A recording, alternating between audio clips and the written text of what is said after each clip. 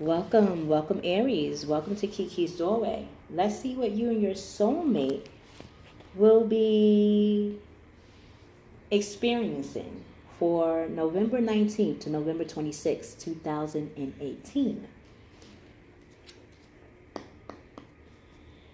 God, Gaia, God, Goddess.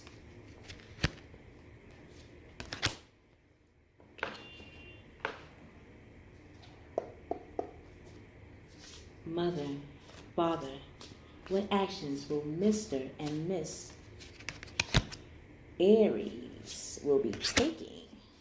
Okay.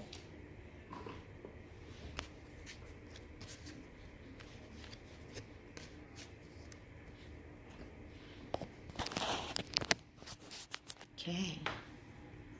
Oh,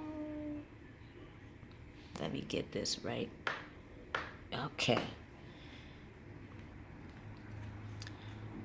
Masculine, Aries, you from your past life, using as your present, or from your past life, you have experienced karmic relationships. And karmic relationships is all about our ties to another's person's soul. Even if you didn't know them physically, your soul knows their soul very personally. So a lot of times our karmic relationships teach us a lot about who we are and the life lessons that we had to learn through them. So, for example, I had many karmic relationships, but a lot of my karmic relationships, I noticed, always had it where I had to bring out who I am creatively. And for me, I always thought, or I've seen that when I bring out who I am creatively, people seen it as taboo at first, or like anybody that has bring out or brought out their talent or who they are, or how they love another person, is considered taboo to another. In your life, you're recognizing that in your present life now, you're seeing that karmic ties can be negative if we do not know what we're supposed to learn. Okay? Female Aries, you are a star. You're a galactic. So just like your masculine counterpart, a star is one of billions, of millions, of trillions. So you're one of a kind. And when you know you're one of a kind on planet Earth, we usually see that as an antique of value. And like an antique, it goes for a high commodity.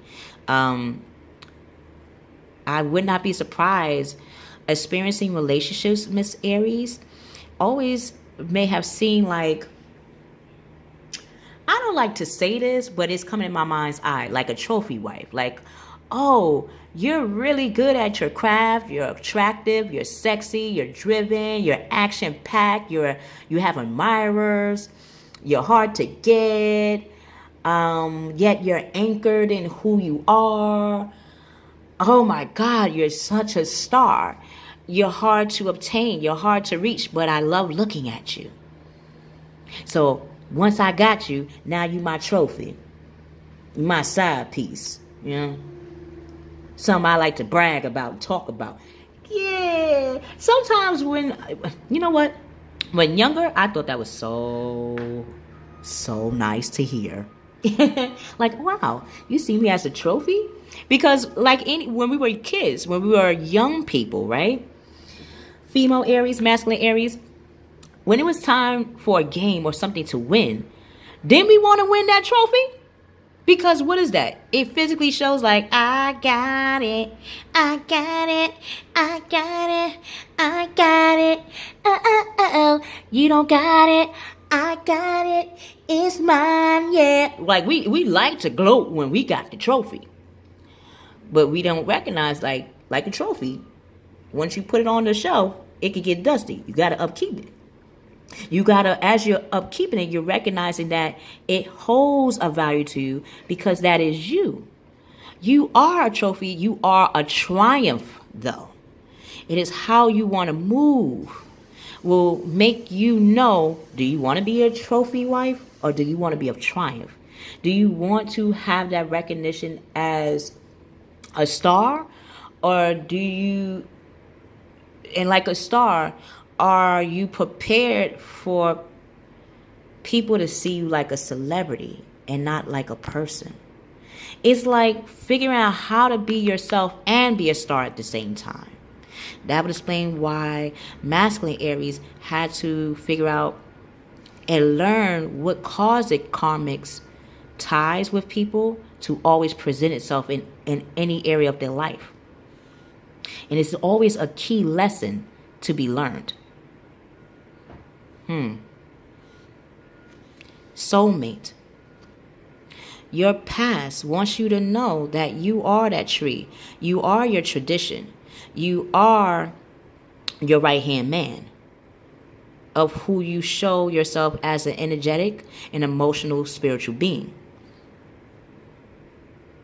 And just like this tree, everyone likes to walk up around a tree. Everyone wants to sit on a tree, especially when it looks sturdy and strong like this tree. It makes the person that sits or stands next to it like they are that tree as well. So soulmate, do know that you are not just an anchor for yourself, but people learn how to be an anchor through you at times, soulmate. That would explain why your connections to the masculine and feminine Aries makes perfect sense. Like a tree is a tree, yes, but it's a one of a kind. This tree will be different than some other tree. Even the branch, even how it is statured is different. And that's what you're recognizing in yourself, soulmate, that you are as well one of a kind. And you are an anchor, and you are truth in your own form. Masculine, you're becoming that anchor. You're understanding that your actions create how you became your anchor. So when you were wondering, like, why do I always have particular type of relationships every time? Like, why is it that I have a relationship where I always got to show my actions? Or why is it that I'm always in a relationship where I have to show what gives me admiration? Or why am I in a relationship that always causes me to feel like I have to make a choice, and that choice always requires me to show my identity while making that choice? It's because you are an anchor. And if you are an anchor and know that you're an anchor, then how you communicate will be just in that same way. Maybe that meant that you had to experience a lot of karmic lessons or life lessons to see that you had those experiences to recognize that you need to become an anchor. It's great and wonderful and divine, masculine Aries, that you are action, that you are drive when using your identity. Now you're seeing that I also want to be recognized for my groundingness, because in order for you to take action, you have to know where you're going. Even if you didn't know where you were going, Aries, you know you were going to get there.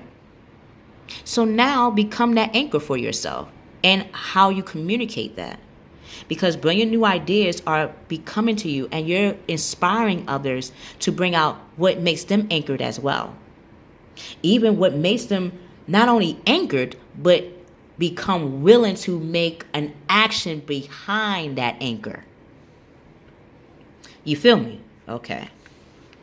Female Aries, you're becoming that foundation of how you communicate, like your masculine counterpart.